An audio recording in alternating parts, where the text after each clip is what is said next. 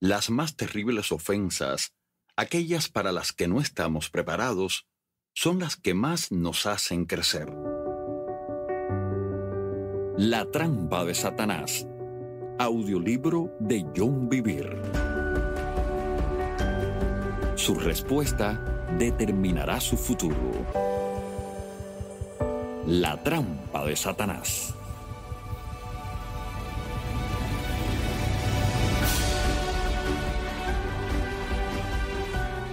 Capítulo 13. ¿Cómo escapar de la trampa? Y por esto procuro tener siempre una conciencia sin ofensa ante Dios y ante los hombres. Hechos 24:16.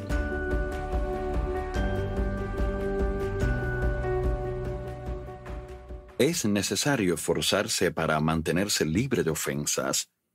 Pablo compara esto con un ejercicio constante.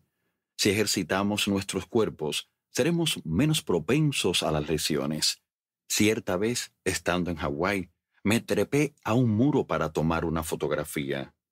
Cuando lo hice, sometí a un gran esfuerzo a un grupo de músculos de mi rodilla y estuve sin poder caminar durante 4 días. Si hubiera hecho ejercicio de forma continuada, me dijo el kinesiólogo, esto no habría ocurrido. Como sus músculos están fuera de forma, usted tiene mayores probabilidades de sufrir lesiones. Una vez que pude caminar, otro especialista me aconsejó, debe hacer estos ejercicios para que los músculos de la rodilla recobren la forma y la tonicidad adecuadas. Luego de unos pocos meses, la rodilla volvió a la normalidad. La palabra griega que se traduce como procuro en el versículo citado es askeo. La misma hace referencia a ejercitarse por medio de un entrenamiento, una disciplina, algo que cuesta trabajo y dolor. Algunas veces otros nos ofenden y no nos resulta difícil perdonarlos. Hemos ejercitado nuestro corazón de tal manera que está en condiciones de manejar la ofensa. Por lo tanto, no se produce ningún daño o lesión permanente. Muchas personas podrían haber subido a ese muro sin lesionarse, ya que se encontraban en buen estado físico. De la misma manera, algunas personas están condicionadas para obedecer a Dios debido a que ejercitan de continuo su corazón. Nuestro grado de madurez determina hasta qué punto podremos manejar una ofensa sin resultar lesionados. Algunas ofensas son mayores de lo que estamos preparados para soportar. Esta presión extra puede causar una herida o una lesión, después de la cual deberemos ejercitarnos espiritualmente para estar libres y sanos de nuevo. Sin embargo, el resultado bien valdría la pena el esfuerzo. En este capítulo me referiré a esas ofensas extremas, intensas, que requieren de mayores esfuerzos para ser perdonadas. En mi vida ocurrió un incidente que involucraba a una persona que estaba en el ministerio. La terrible ofensa que sufrí no era un hecho aislado, sino una de varias ofensas que esta persona me infligía, las cuales habían ido aumentando en intensidad durante 1 año y medio. Todos los que me rodeaban sabían lo que sucedía. ¿No estás sufriendo?, me preguntaban. ¿Qué vas a hacer? ¿Te quedarás a un lado soportando esto? Estoy bien, dije. No me ha afectado. Continuaré con el llamado que Dios me ha hecho. No obstante, mi respuesta era solamente producto del orgullo. Me sentía terriblemente herido, pero lo negaba, aún ante mí mismo. Pasaba horas tratando de comprender cómo era que me había sucedido esto. Estaba conmocionado, atónito, paralizado. Sin embargo, reprimía estos pensamientos y mostraba un rostro impasible, cuando en realidad me encontraba débil y profundamente herido. Pasaron meses. Todo parecía marchitarse. El ministerio estaba estancado. Mi rincón de oración estaba vacío. Me sentía atormentado. Luchaba a diario contra los demonios. Pensaba que toda esta resistencia se debía al llamado que Dios me había hecho en la vida, pero en realidad se trataba del tormento de la falta de perdón. Cada vez que estaba cerca de ese hombre, salía sintiéndome espiritualmente vencido. Entonces, llegó una mañana que jamás olvidaré. Estaba sentado en el patio orando. En un momento pregunté, Señor, ¿estoy herido? Tan pronto estas palabras salieron de mis labios, escuché un grito en lo profundo de mi espíritu. Sí, Dios deseaba asegurarse de que yo supiera que estaba herido. Dios, por favor, ayúdame a librarme de esta herida y esta ofensa, le rogué. Es demasiado para mí, no puedo manejarlo. Esto era exactamente lo que el Señor deseaba, que llegara al final de mis fuerzas. Demasiadas veces intentamos hacer las cosas con la fortaleza de nuestra alma. Esto no nos hace crecer espiritualmente, por el contrario, nos volvemos más susceptibles a las caídas. El primer paso para la sanidad y la libertad es reconocer que estamos heridos. Muchas veces el orgullo no nos permite admitir que nos sentimos heridos y ofendidos. Una vez que admití mi verdadero estado, busqué al Señor y me dispuse a recibir su corrección. Sentí que el Señor deseaba que ayunara durante algunos días. El ayuno me colocaría en una situación en la que sería sensible a la voz de su espíritu y me brindaría otros beneficios también. ¿No es más bien el ayuno que yo escogí desatar las ligaduras de impiedad, soltar las cargas de opresión y dejar ir libres a los quebrantados y que rompáis todo yugo? Isaías 58:6. Estaba listo para que estas ataduras de maldad fueran rotas y pudiera ser libre de la opresión. Unos días más tarde, asistí a un funeral. El hombre que me había ofendido también estaba allí. Lo observé desde los últimos bancos de la iglesia y me eché a llorar. Señor, lo perdono. Lo libero de todo lo que ha hecho. De inmediato sentí que me quitaban un gran peso de encima. Lo había perdonado. ¡Qué alivio me inundó entonces! No obstante, esto solo era el comienzo de mi recuperación. Había perdonado en mi corazón, pero no tenía conciencia de la extensión de la herida. Aún era vulnerable y podía ser herido de nuevo. Era como recuperarme de una lesión física. Necesitaba ejercitarme, fortalecer mi corazón, mi mente y mis emociones para evitar futuras heridas.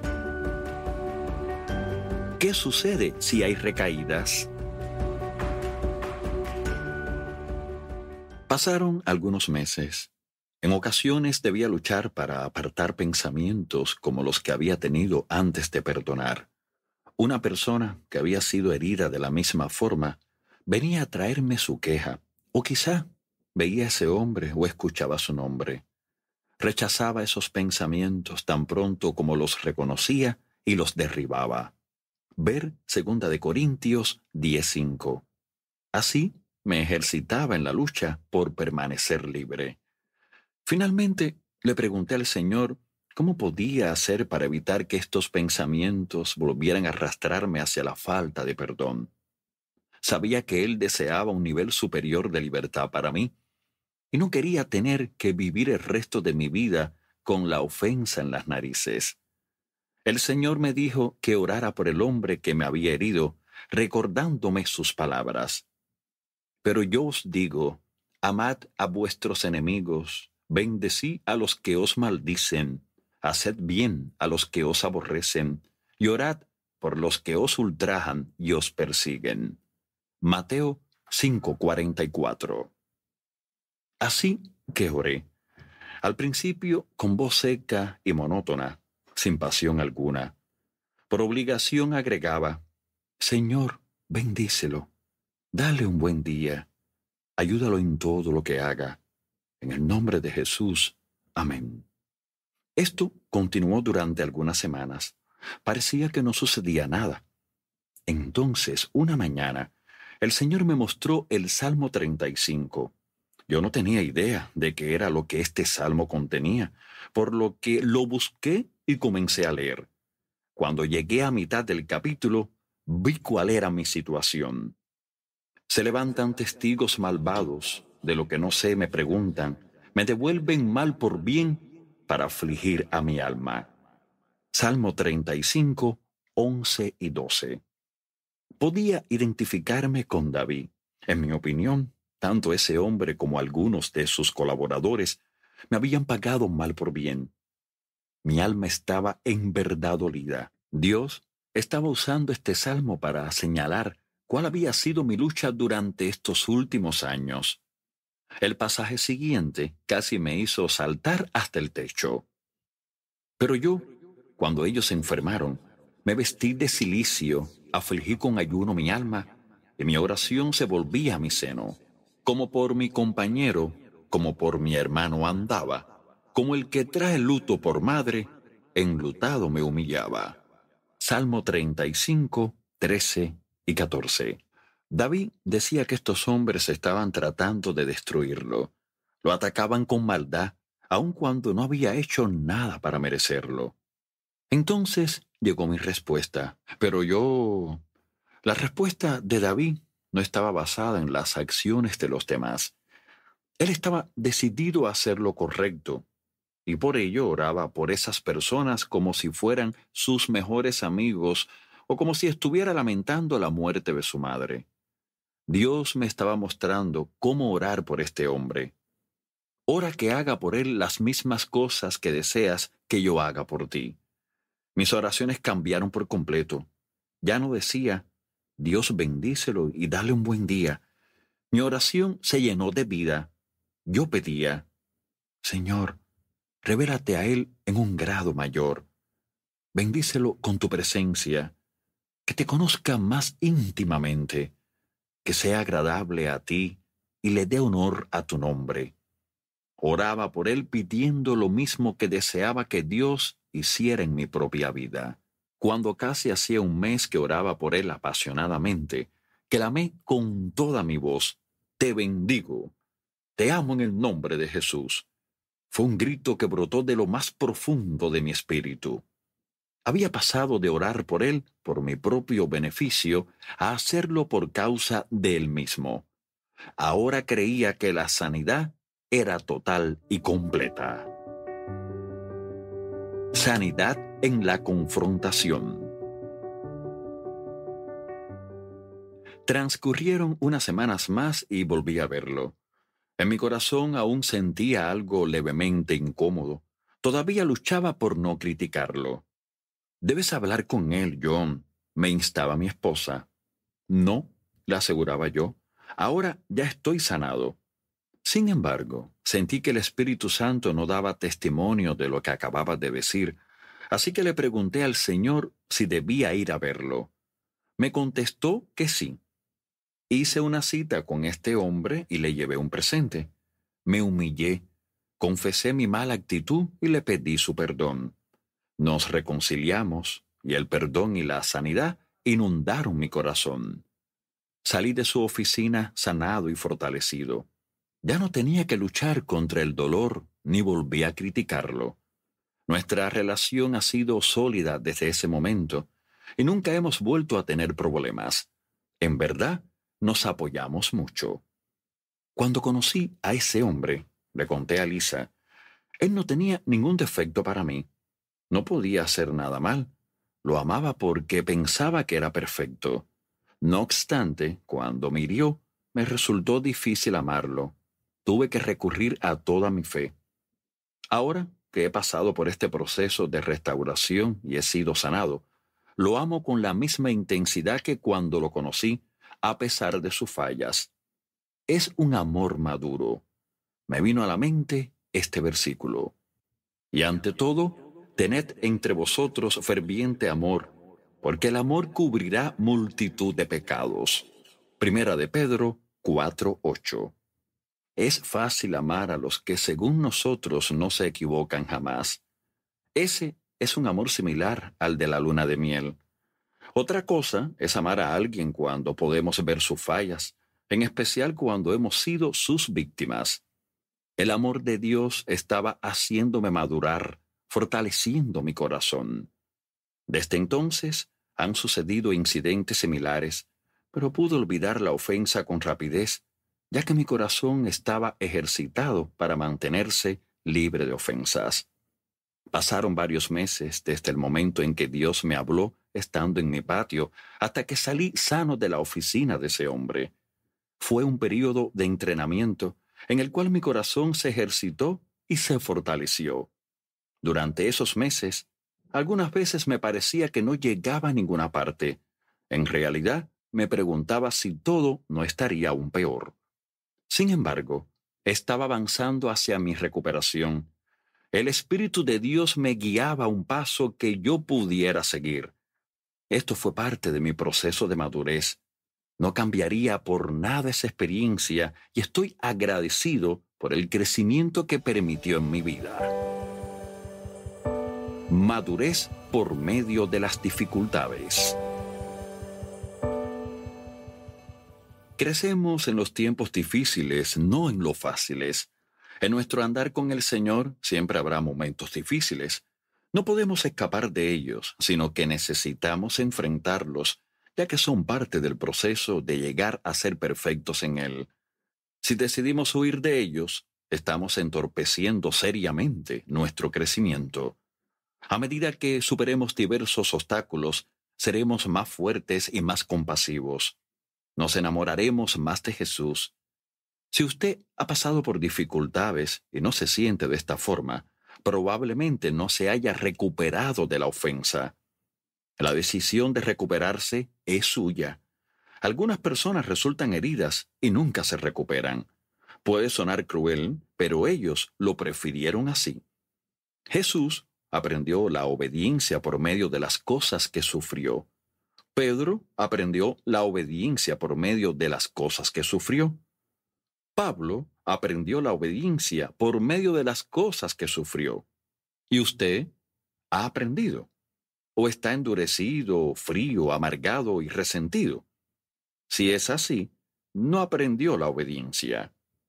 Sí, es cierto que hay ofensas que no desaparecen rápidamente. Tendrá que trabajar en ellas y luchar para ser libre. No obstante, en ese proceso crecerá y madurará. La madurez no se obtiene fácilmente. Si así fuera, todos la alcanzarían. Pocos llegan a ese nivel en la vida porque deben enfrentar mucha resistencia. Y existe resistencia porque el camino que sigue nuestra sociedad no es el de agradar a Dios, sino el del egoísmo. El mundo está dominado por el príncipe de la potestad del aire. Efesios 2:2. Como consecuencia, para alcanzar la madurez de Cristo, habrá dificultades que son el resultado de ir en contra de esa corriente de egoísmo. Pablo había regresado a 3 ciudades donde había fundado iglesias. Su propósito era fortalecer las almas de los discípulos. Sin embargo, es interesante observar cómo las fortalecía. Él los alentaba, confirmando los ánimos de los discípulos, exhortándoles a que permaneciesen en la fe y diciéndoles: es necesario que a través de muchas tribulaciones entremos en el reino de Dios. Hechos 14, 21 y 22. No les prometía una vida fácil. No les prometía el éxito según los parámetros del mundo. Les mostraba que para terminar la carrera con gozo, debían enfrentar mucha resistencia que él llamaba tribulaciones. Si estamos remando contra la corriente en un río, tendremos que remar continuamente para poder avanzar en contra del sentido en el que corre el agua. Si dejamos de hacerlo y descansamos, acabaremos siguiendo la corriente. Cuando estamos decididos a seguir el camino de Dios, encontraremos muchas tribulaciones. Las pruebas nos mostrarán la respuesta a una pregunta fundamental. ¿Cuidaremos de nosotros mismos como lo hace el mundo, o viviremos la vida negándonos a nosotros mismos? Recordemos que cuando perdemos nuestra vida por amor a Cristo, hallamos su vida. Aprendamos a concentrarnos en el resultado final, no en la lucha. Pedro lo expresó muy bien. Amados, No os sorprendáis del fuego de prueba que os ha sobrevenido, como si alguna cosa extraña os aconteciese, sino gozaos por cuanto sois participantes de los padecimientos de Cristo, para que también en la revelación de su gloria os gocéis con gran alegría. Primera de Pedro 4, 12 y 13. Observemos que Pedro compara el nivel de sufrimiento con el nivel de regocijo. ¿Cómo podemos regocijarnos hasta tal punto? Cuando su gloria se revele, seremos glorificados con Él. Esta glorificación se dará en la medida que permitamos que Él perfeccione su carácter en nosotros. Así que, no mire la ofensa, observe la gloria venidera. ¡Aleluya!